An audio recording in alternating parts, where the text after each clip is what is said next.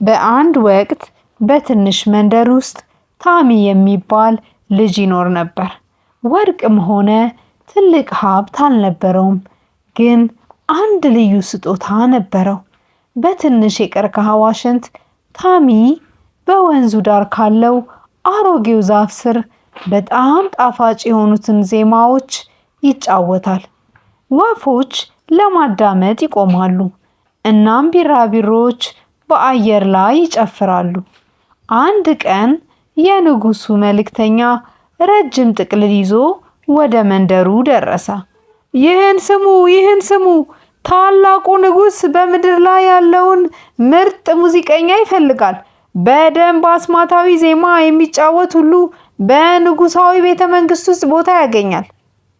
ደስታ በመንደሩ ውስጥ ተሰራጨ። ንጉሱን ለማስደመም ተስፋ በማድረግ ከአካባቢው የመጡ ሙዚቀኞች ልምምድ ጀመሩ።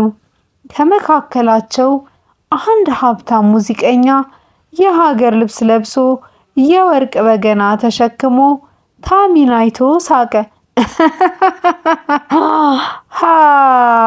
የእንጨት ዋሽንት ያለው ምስኪን ልጅ! ንጉሱ የሚፈልገው እውነተኛ ሙዚቃ እንጂ የአንተን ቀላል ትናንሽ ዘፈኖች አይደለም አለ። ታሚ ምንም መልስ አልሰጠም። ፈገግ አለና ዋሽንቱን አስጠጋ። እውነተኛ ሙዚቃ ከሀብት ሳይሆን ከልብ እንደሚመጣ ያውቅ ነበር።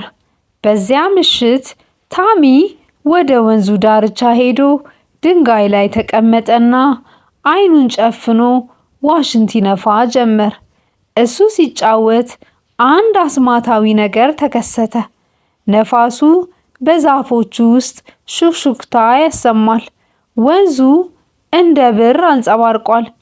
አበቦቹም ቀስ ብለው ማብቀል ጀመሩ። በሰማይ ያሉት ኮከቦች እንኳን በዜማው ሪትም ውስጥ ብልጭ ድርግም የሚሉ ይመስላሉ። የውድድሩ ቀን ደረሰ።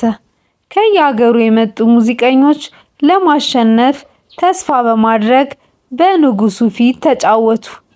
ሙዚቀኛ ወደፊት ወጣ፣ የወርቅ በገናውን እየዘመረ። ጣቶቹ በፍጥነት እየተንቀሳቀሱ አዳራሹን በተወሳሰቡ ዜማዎች ሞላው። ንጉሱ አሰልቺ ድምፅ ሆነበት። ይህ ሙዚቃ ልብን አይነካም አለ። ከዚያም ተራው የታሚ ነበረ። በረዥም ትንፋሽ ወስዶ ዋሽንቱን አነሳ። ታሚ በዋሽንቱ ሲጫወት አዳራሹ በሙሉ ጸጥ አለ። ከመስኮት ውጭ ያሉት ወፎች ሳይቀሩ ለማዳመጥ ቆሙ። የታሚ ሙዚቃ ንጹህ፣ ገርና በስሜት የተሞላ ነበር፣ የምድርን ድምፅ እንደ መስማት። ንጉሱ ይህ እውነተኛ ሙዚቃ ነው አለ። ንጉሱ ቆሞ ፈገግ አለ። በታሚ ራስ ላይ የወርቅ አበባ ዘውድ አደረገ። ታሚ፣ አንተ የዚህ መንግስት እውነተኛ ሙዚቀኛ ነህ። ከአሁን በኋላ ሙዚቃ ቤተ መንግስቴን በደስታ ይሞላል። ታሚ የንጉሳዊ ሙዚቀኛ ሲሆን ህዝቡ በደስታ ፈነጠቀ። ነገር ግን በታላቁ ቤተ መንግስት ውስጥ እንኳን ትንሿን መንደሩን የቀርከሃ ዋሽንቱንና ከልብ የተሰራውን በሙዚቃ የሚኖረውን አስማት ፈጽሞ አልረሳውም። እናም መንግስቱ በደስታ ተሞላ።